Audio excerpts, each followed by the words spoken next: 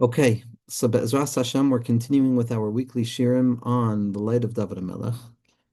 And in preparation for Tisha B'Av and really every day of our lives and every moment of our lives, we're going to lean into a quality of David that's going to give us the ability to find reason within existence and also, more significantly, give us a new tool to uncover the light within ourselves, trying to uncover the Nakuda of David within ourselves. And when we can do that, so the Nakuda of David is revealed in the world. And what is the element of David? Now we find the profound paradox by David HaMelech. On the one hand, David is Malchus, and we know that Malchus is the lowest, most externalized element of the chain of being. And it's that element that descends into the opposite of life, which is what we refer to as death. When the life force, when vitality ceases to exist and it has reached its limit point and its boundary and it can't express itself below, so in that place, we see the quality of death, the death of Malchus, which is Ragleha Yardu Mavas, that the legs of Malchus dangle into the territories of death. And we see that David HaMelech spends his whole life in battles surrounded by the nature of death, really not even being meant to be born, not even being meant to have any years of himself, because the quality of Malchus is nothingness, it's empty. Emptiness is death. And so on the one hand, David HaMelech represents the descent from life into death.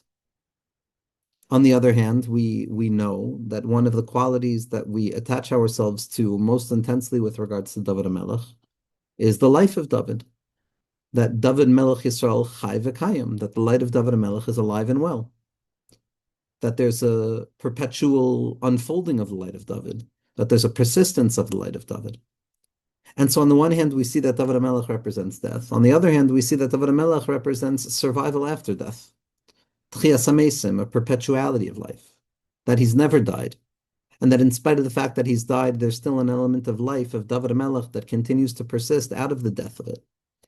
And this paradox of life and death that we find within David HaMelech, which is rooted in the source of Malchus, which is the Gvurus of Yitzchak. Yitzchak Avinu expresses this same paradox. What's funny about Yitzchak if Yitzchak represents severity? Why hidden within his name is the secret of a redemptive laughter of the future, or a future of the laughter of redemption? The Chedushe Harim, Yitzchak Meir of Gur, the light of Yitzchak being illuminated from the perspective of the future, he says as follows. He says that the only thing that's so funny about Yitzchak is the paradox of it all. That he goes up and he's mukrav as a korban. That Chazal tell us that the ashes of Yitzchak rest on the Mizbeach, that the Akedah actually took place. But at the same point, he walks down very much alive. Hidden in the nature of his name, Kates Chai, Chai Kates, alive and dead at once. And the Chidush Harim says, when you encounter a paradox of all paradoxes, life and death operating in once, the only thing to do is laugh at the absurdity of it all. And that expression of that shoresh, of the schok asali elokim, that comes out into the world with Yitzchak, expresses itself within the Malchus of David as well, expresses itself within the dead and alive nature of David. Now, this quality of being dead and alive that David HaMelech brings to the forefront of our consciousness is something that we have to really think about when it comes to Tisha B'Av. Because as the Vilna Gaon says, and we've learned this numerous times at the end of his Biur on Safar Ditzniusa, that from the time of the destruction of the Beis HaMikdash, our spirit has left us, and we've been died. We died. What was left is just the body itself without any vitality. And then the descent out of Eretz Yisrael into Chutz La'aretz is like the kever where we're buried, and the worms and the elements that eat away at our flesh are the akum and all of the anti-Semitism and the destruction that we experience. But nevertheless, there still remained a certain vitality at the core of the self. Talmidei Chachamim, yeshivos, Torah, illumination. But at this point, says the Heilige Gra, at this point our bones have disintegrated, and nothing remains other than the irreducible shape of life that persists within the dust. Nasa afar, shachal afar nafshenu, our souls have gone down to the dust itself. And at this point, all we're doing is anu makavim ata l'tchias hamesim. We're waiting now for tchias hamesim, hisna'ri me'afar kumi. The Gra says, and this is a klal gadol in the Gra, that death is not meant simply as the cessation of life in this world. But death is a concept that can be abstracted. And any degradation, any descent away from an ideal is considered as if that level has died. As the Heilige Zohar Kadosh says, that kol man denachas midagdile ikra misa, that anybody who descends from one level that they were at previously, relative to that position that they were at, the now lower place that they're at, is considered a certain element of death. And the Heilige Ramchal asks the question of Adam Arishon is told that if he eats from the tree of the Eitz Hadas, then he's going to have the punishment of death. But we see that he lives an immense amount of time afterwards. And so the Ramchal explains that after the Chet of Adam Arishon, life is a process of death. Even though that a person is alive, there's still slow and steady descents and disintegration. And so the entire landscape of our lives is, on a certain element, the process of grappling with death, the process of grappling with maves, of chewing the maror, which is gematria maves, of dealing with constriction in our lives. And so death is a relative concept. And when the Beis Hamikdash was destroyed, we died. The neshama leaves. Klal Yisrael is dead to a certain degree. Just like Dovid HaMelech, just like Malchus, it dies, it falls apart. It's left without any vitality. It feels stuck in the dust. It feels boring. It feels repetitive. It feels like it's not sparking that place within the soul that needs to be sparked in order to give the individual the koach to move forward. It's the death throes of experience where a person is not able to spark the light. No matter how much light is there, it's still dead light. It feels dead. It feels like it can't awaken anything.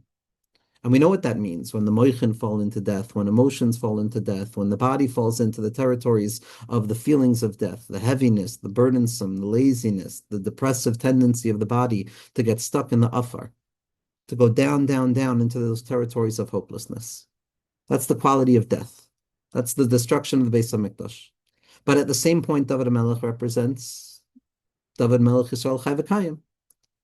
And so there must be something at the heart of this death that's awakening us to the secret of a life that continues to be present. And if this is going to be found in the life of David, we're going to have to also find this in the Beis Hamikdash, because if the Beis Hamikdash means the death, and there's going to be life afterwards of David Melech Yisrael Chai V'Kayim, so then even within the death and the destruction of the Beis Hamikdash, there has to be an irreducible remainder of life that continues to pulsate within those ruins that gives hope to the possibility of redemption coming from within that place. And so the element of David Malka Mashiach is the uncovering of the Nakuda of the Luz. There's a bone. There's a hidden but very real bone that's nested away at the nape of the spine, in the middle of the spine, and at the base of the spine, which is referred to as the Etzem HaLuz, the Luz bone. This Luz bone is an anatomical point of convergence of the Moichin and the Midos. That point at which Das takes shape and allows itself to express itself down through the spine into the body.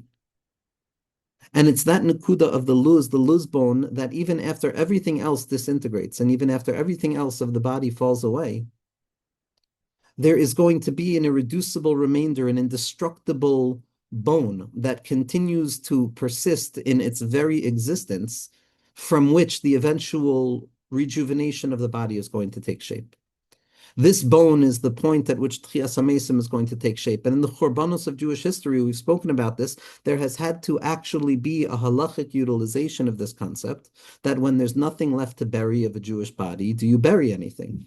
And the tzaddikim tell us that based on the belief that there is an irreducible bone that continues to persist, we can bury the ashes of a Jewish individual even though nothing remains. We can't measure that irreducible remainder. Doesn't make a difference. The remainder is there. The stubborn remainder of existence that persists in the face of destruction is there by dint of the fact that Chazal have told us that it's there. And that's more real than something being identifiably real. That there's an Etzem HaLuz from which the body persists and it remains. And it's going to rejuvenate itself, and it's going to come back to life, and it's going to reveal that even though it fell into a place of disarray and death, nevertheless, there's an awakening that was always at the ready to take shape. This Etzem HaLuz, this bone, Shulchan Aruch brings down to us that it's fed and it draws its nourishment from the Suda of Malava Malka, from the Suda of David HaMelech. What's the Suda of the Malava Malka? The Suda of the Malava Malka is the death of Shabbos, the descent away from Moichin into absence, from Geula into Galus, from Igra Rama, the ascendant heights of experience, down to the Bira Amikta, the abysmal depths of the soul.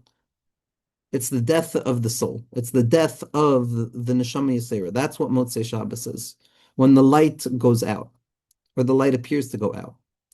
And it's at that place, instead of giving way to the despondency of death and destruction and the darkness of the incoming week, what we do is we sit and we set up a Suda for Dovid HaMelech, which is the Suda of the Melava Malka, and it's from this Suda that nourishes the Luzbon. Because the Melava Malka on Motzei Shabbos is the very nature of what the Luzbon is. After the death of Shabbos, the light of Shabbos remains. Just as after the destruction of the body in whatever element we're conceiving of that as, there's an element that remains. And that nourishment of the Luzbon, that indestructible element of the body, is nourished by that indestructible element of hope within time, the Suda of the Melava Malka. My Sabba's father of Dovid, Hashem Yimkom Domo, when he was in Auschwitz, one of the mitzvos that he was moser nefesh for was Melava Malka. And I always like to imagine that it was far more than just the emphasis on Melava Malka. It was the emphasis on the survival that will express itself even after death. That's the light of Dovid Melech Yisrael Chai V'Kayim, this Luzbon. What it means psychologically, what it means within the mind, is that even when things go black and even when hopelessness seems to express itself upon the field of our mind, and we're confined and contained within that katnas hamoichin, and our mind is operating in a state of gevura and kas and roges and frustration and agitation, and all we want to do is reassert control in a world that feels that it's gone awry in this moment. In that place, when a person feels like they can't hold it back, in that place, when a person feels like they have no more strength to withhold that natural tendency towards rage, there's the possibility of overcoming it. There's the possibility of uncovering just a little bit more. The little bit more that exists, in spite of the fact that there's nothing left, is the secret of the Luzbon. It's the secret of Rabbi Nachman's Nekudos Tovos. That find Nekudos Tovos, but this thing is dead. It doesn't matter. There's a Nekuda Tova within it. It's the ode. It's the little bit more that's going to be revealed that survives its own destruction. It's not that it's so strong that it can't be destroyed, that it's revealed from within destruction itself. That without the destruction of the Beis HaMikdash, we would have never come to that place of understanding that there's an irreducible element of light that persists even in spite of the destruction of the Beis HaMikdash. The Heilige Ramchal in his Beis Medrash, Ram Duvali, they say that we see this Nukuda of the Luz expressed in space as well by the Kotel HaMa'aravi. That part of the Beis HaMikdash, which the Shechina is never going to depart from. That specifically in the death throes of destruction and collapse and disintegration, what is revealed is the irreducible point and the tzur, that stone, that Even HaShasiyah, that survives the destruction. It's revealed to maintain itself even after its undoing. When all else disappears, it continues to appear. How? We don't know. It laughs at disappearance. It mocks destruction. The Luzbon mocks destruction. It mocks death. It looks at death in the eye and it says, I continue to persist. Nishmas Yisrael continues to survive. We're not living in anticipation of death as Klal Yisrael. We are living after death. We're already in the process of Tchiyas HaMesim. Hisna'ari me afar kumi. The Etzem Haluz is the afar. That afar, that lowest part of the soul, the lowest part of the mind, which seems to slip down into the spine and get lost within our felt experience in this world, that in truth represents the point of the greatest strength. The ability for the mochin, for consciousness, to survive the descent away from the mind and continue to live within the body itself, to reveal how the body keeps score of the future. How the body is in truth going to be that point of the resistance, that point that resists death. My ability to do even though I don't feel. That na'asa that always remains. That's the etzem haluz, my ability to uncover more. I don't feel it, let me push into the unfeeling till I come to a place where it doesn't matter whether I feel anything or more anymore. I don't like this, but let me continue to do it even though I don't like it, because I can get to a place of realizing that I could do something even if I don't like it. The etzem haluz is that secret light that is revealed specifically when all else falls apart. And this etzem haluz is what Yaakov Avinu encounters when he's running away from Esav and he encounters the darkness of night. And he encounters Ulam Beis Luz, he encounters this place of the Luzbon, which appears to be the limit point. But unbeknownst to him, it's the encounter with the limit that reveals the generative quality of the limit, that the limit of the previous level reveals the survival of that level even after its descent. And Yaakov Avinu encounters in the darkness of night, and the darkness, and the Chalalel Shel Rishus, in this world that appears to be oilam kiminhago nohig, a world that has died, that's the result of the Shiva Malchei Edom that are dead. It's the post-traumatic elements of the Misas HaMelachim that composes this world that very often feels like a churban.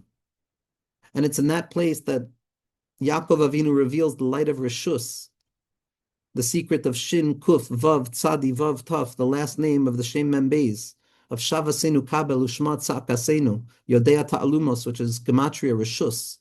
In that place of Rishus, in that place of the not knowing whether it's alive or dead, Yaakov Avinu goes and he enters into the Luz and he transforms it into Beis Kel. He transforms it into a place of the house of God. That by leaning into that death, by leaning into that destruction, by leaning into the loss of the previous ideal, Yaakov Avinu garners the courage to uncover the secret, irreducible persistence of life at the secret of death, which is Yaakov Avinu lo meis, and he transforms the Etzem Haluz to the place of Beis Kel. Why is it called Beis Kel? Because I saw the face of God. It's Penikel. It's Penikel. It's that place of the pineal gland that rests at the base of the spine, allowing the mind to flow down into the body to give life to those broken bones and those dried up bones.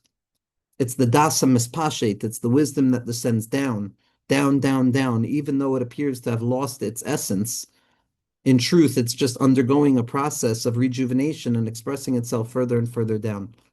This encounter with Pnei Kel, this encounter with the face of HaKadosh Baruch Hu, is what we have to uncover in the apparent death of the Beis HaMikdash. That in the Churban of the Beis HaMikdash, we have to go inside and see how the Kruvim are Panim El Panim. How the Kruvim are Panim El Panim. In spite of the destruction, there is the Kruv, that tiny face, that irreducible remainder of Moichin the Katnus that survives, and it's Panim El Panim. That even though it's the descent onto the long journey of trying to come back to life, nevertheless, there is a fundamental truth that is revealed at the very outset of destruction, which is that in truth, it's not really destroyed. That's the Kotel HaMa'aravi. The Shechina doesn't leave the Kotel HaMa'aravi. The Tzaddik Yesod Olam, the Neshama of Moshe Rabbeinu, is Mibein Shnei HaKruvim, in that impossible place of the desire to see the face of HaKadosh Baruch Hu, and instead only seeing the back of the neck, the place of the tefillin.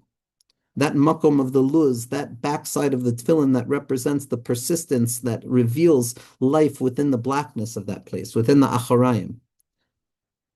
That's what we're entering into on Tisha B'Av. We know we're entering into a death, but we also know that there's going to be a secret of the luz. And Rabbi Nachman, we already spoke about in Torah Pehei and Tinyana, reveals how the entire process of Tisha B'Av and Sudas HaMafsekes and Shabbos Nachamu is all this revelation of the Etzem Haluz. That we thought we died and we came to find the light of Leah afterwards. We came to find that irreducible remainder of imagination that allows me to make the Tchias HaMesim, that allows me to come to find that I survive even after the destruction. This is the light of Tisha B'Av. This is the light of the Etzem Haluz. The Luz was a city also in the time of Shoftim, where we came and we were trying to conquer, and we couldn't find a way in. We couldn't find a way into this city. And the guardian of the city, Chazal tell us, points out a hollowed out tree, that hollowed out place in the back of the mind where we don't know anything, that Kotel HaMa'aravi, the Ma'arav is the backside of things. It's specifically there that HaKadosh Baruch Hu wants to be entrenched and revealed, specifically within the Achorayim, which seems to feel like a descent into death, but in truth it's going to be the fundamental revelation of the Panim in the place of the Achorayim, the place of Chayim, in the Makom of death, Tchias HaMesim Mamish. Binyan Beis HaMikdash, Barosh HaHarim, the Giloy of Das Elyon, specifically within Das Tachton, the revelation of the Neshama within the body, the fact that we want HaKadosh Baruch Hu to be Mitzamsim himself within the Beis HaMikdash. The entire process of Tisha B'Av is coming to understand the Etzem Haluz, is coming to understand the fact that the irreducible remainder, the thing that remains afterwards, is the part that I thought was meaningless, and it's only revealed in the destruction of all other meaningful things. In that place, in the emptiness, in the bedidus, in that silence of Motzei Shabbos and Shabbos' departure, and the Sudasa, the Dovid Malka Mashiach, in that place of Ragle Yardamaves, there's a silent song that ascends from the Kotel HaMa'aravi, the Shechina that's there. That Eicha Yashva Badad, that the secret of the answer to Eicha is Yashva Badad, for a person to lean into that place of the Bedidus Ha'elyona. into that place of the encounter, the pni kale of facing HaKadosh Baruch Hu face to face in the darkness of night and saying, I'm not going anywhere, Ribono Shel Olam, even though Avi ve'imi azavuni, I've lost my moichin, Bal Hashem ya'aspeni, the etzem haluz remains, that face of godliness remains for me to be able to grasp, that place of Leah, that place of unconsciousness that kicks into gear any moment that my conscious mind doesn't seem to have the strength to carry me along anymore. And so the guardian of the city shows them an empty almond tree, an Ilan Luz. And they knock on it and they descend down and they enter into that city of Luz. And that city of Luz, which gets transformed into base kale, there's no death. There's no death. Nobody dies there. And it doesn't mean that it's necessarily tchiyas hameisim mamish. It means that even in the heart of death and destruction, there's an illumination. There's a nehiru dakik. There's a thin ray of light that continues to persist. And it's the dawning of tchiyas hameisim. It's the Leida of Mashiach Tzidkenu, specifically in the destruction of the temple. It's Mashiach Tzidkenu who's found in the great city of Rome. The great city of Rome is over here in the Acharayim of the mind, where we tend to forget about ourselves. Aram levavecha v'shachachtas Hashem, where our heart, where we begin to feel stuck in our separation and we forget about HaKadosh Baruch Hu. In that place, Mashiach Tzidkenu is revealed. In that place, the Barnafle comes, that person who survives death. That light of Chaim, the Chaye HaChaim that comes to be Mamtik all dinim, the dinim of Misa. That's the secret of the Etzem Haluz. That's the secret of Motzei Shabbos. That's the secret of Dovid Melech Yisrael Chai V'Kayim. That's the town of Kushta, the place of truth, which is so true that it transcends truth or falsehood. It's the place of Chaye HaChaim. And so entering into Tisha B'Av, we have to remember that, yes, it feels like death so often. Sometimes, and again, we microdose the feeling of death very often by thinking about Mesiras Nefesh, of Kabbalah Malchus Shemayim. Anytime the mind pushes itself beyond what it feels it wants to naturally do, or against what it feels it wants to do, it's a secret of Tchiyas HaMeisim, of revealing more life even after our life force has dried up, revealing the moreness within ourselves. That's the avodah of Tisha B'Av, to reveal the hidden light that's bending within the test, that light of goodness that remains. There's an externalized level of darkness. Okay, that doesn't say anything about the light that remains. And from that place, from the Etzem Haluz, is where Tchelas comes from. The city of Luz, which the Bala Tchelas spent so much time talking about, which was in Eretz Yisrael, but it wasn't part of Eretz Yisrael. It was in between Eretz Yisrael and not Eretz Yisrael, just like the Etzem Haluz rests between the mind and the spine. And the Melava Malka rests between Shabbos and not Shabbos. And Tisha B'Av rests between being a Moed and not being a Moed. And the Kotel HaMa'aravi rests between having the Kedushas HaMikdash and not having the Kedushas HaMikdash. And the Shekhinah rests between being part of the infinite realms and also expressing itself within the finite. And the body rests wedged within that battle between the illumination of the body and the struggle of the body. And the entry point into Beis Kale, the entry point into seeing HaKadosh Baruch Hu in everything, revealing HaKadosh Baruch Hu, and saying, Achein yesh Hashem b'makom hazeh v'anoich lo yadati. That Hashem is here also, in the death also, and I didn't know. He's in the Churban also, and I didn't know. This is the light of Rabbi Akiva laughing, Rabbi Akiva mitzachik, because he saw beyond death. He already saw the light of Tchiyas HaMeisim. Kol Yamai, he was yearning for that echad all his life. He was living with that place of the Etzem Haluz, waiting to see, is it true? Is there something that survives? Ad Kan, is there a light of life even afterwards?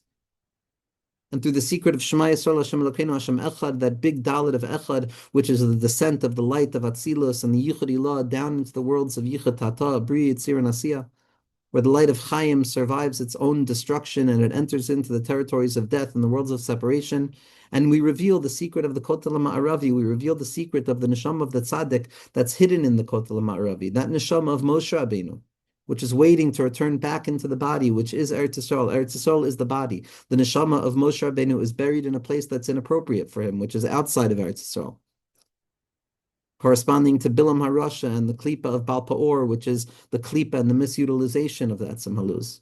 And our job is to draw Moshe Rabbeinu back into the Kotel HaMa'aravi, to bring life into those territories of death, to draw a deep and profound light of life that is so much greater than even the possibility of its own extinguishment, that we're never afraid that things are actually going to go out. We're always feeding our Etzem Haluz. Every time we're mitgaber, every new Nekuda Tova is feeding the Etzem Haluz. Every time I feel good, it's Shabbos. Every time I fall away from feeling good, it's a Motzei Shabbos. Every time I remember Nekuda Tova and I try and feel good again, it's the redemption, it's Tchiyas HaMeisim. Every moment of awakening ourselves from within the Shvira is the perpetual movement of Tchiyas HaMeisim. that we've got to admit it's getting better. It's getting better all the time. It's ascending, ascending, ascending. And how is it ascending if everything appears to be descending? It's that Nakuda Pnimius, that hidden light of the Etzem Aluz of Dovid Malka Mashiach, which is drawing itself and continuing to grow. Everything dies in Malchus. All of the 9 pieces of Malchus go away, but one piece remains, which is the Kesser of Malchus. And in truth, like we've said, it's not even the Kesser of Malchus, it's the Malchus of Kesser of Malchus. And what's the Malchus of Kesser of Malchus? Malchus is Amuna. Kesser is Mesiras Nefesh. The Malchus of Kesser of Malchus is the Amuna in our Mesiras Nefesh for Amuna. Our willingness to break our minds to live with a taste of Amuna, to overcome ourselves, to reveal our capacity to overcome our natural tendency and skepticism, to deny the presence of light, and to have emuna in my ability to break that nature of constriction and to overcome it and to choose light in spite of all things. That's Dovid Melech Yisrael Chai v'Kayim. Chayim Sha'al Mimcha. Chayim Sha'al Mimcha. Dovid Melech cries out for life, because Dovid Melech has to be born without having meant to be born, because it has to be the emergence of life within death itself. That's the secret of Mashiach, the Barnafle. Shakala Afar Nafshenu. We fall into dust, but Kumi Hisna'ri Me Afar Kumi.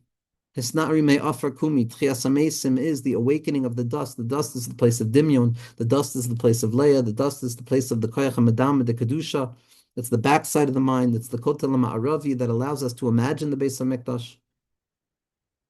It's the Etzem Aluz that allows us to imagine encountering the face of HaKadosh Baruch Hu. It's the Tcheles that allows us to imagine that the Yam is Dom Rakia and the Rakia is Dom Lekisi HaKavod.